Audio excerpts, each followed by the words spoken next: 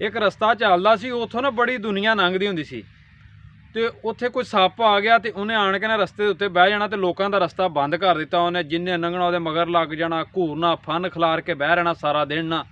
तो लोग बड़ी मुश्किल च आ गए, पूरा इलाका तंग हो के जिहड़ा वड्डा सप्प सी ना ਉਹਦੇ ਕੋਲ गए तो उन्होंने जाके आख्या भी ਜਿਹੜਾ ਸਾਨੂੰ ਸੱਪ ਉਹ ਲੰਘਣ नहीं देंदा ते रस्ता तंग है साडा ते होर कुछ तो इलावा रस्ता कोई नहीं, जंगल है साइडां ते ਉਹਨੂੰ आख भी साडा ਜਿਹੜਾ रस्ता छड्ड देवे, सानू लंघण देवे।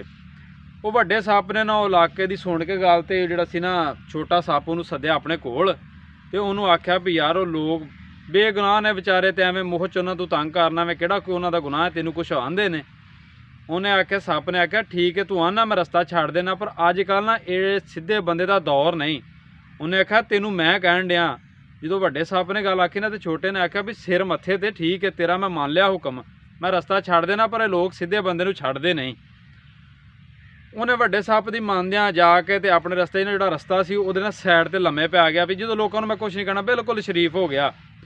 हुण लोगों ने गुजरना ना तो किसी ने उन्होंने वट्टा मार जाना, किसी ने कोई सोटी मार जानी, किसी ने उसकी पूछल ते पैर रख जाना, उन्हें सारा जख्मी हो गया। तो थोड़े दिनों बाद ना वड्डे सप्प दा उधरों दी लंघण होया।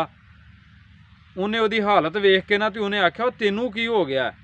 वो आंदा भी तू आप ही तो आख्या सी भी लोगों को कुछ नहीं कहना, रस्ता छड़ दे। उन्हें आख्या मैं तेनू इन्ना भी नहीं सी कहा भी तू लोगों को बिल्कुल ही कुछ ना कहीं जिहड़ा तू अपनी हिफाजत भी ना कर सके।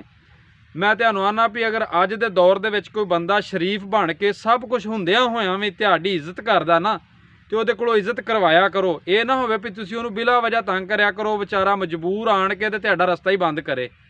तो इज्जत करया करो तो इज्जत करवाया करो हमेशा ही। तो अगर मेरी वीडियो चंगी लगे तो इहनूं लाइक ते शेयर ते कमेंट्स जरूर करियो तो मैनूं दस्सिओ।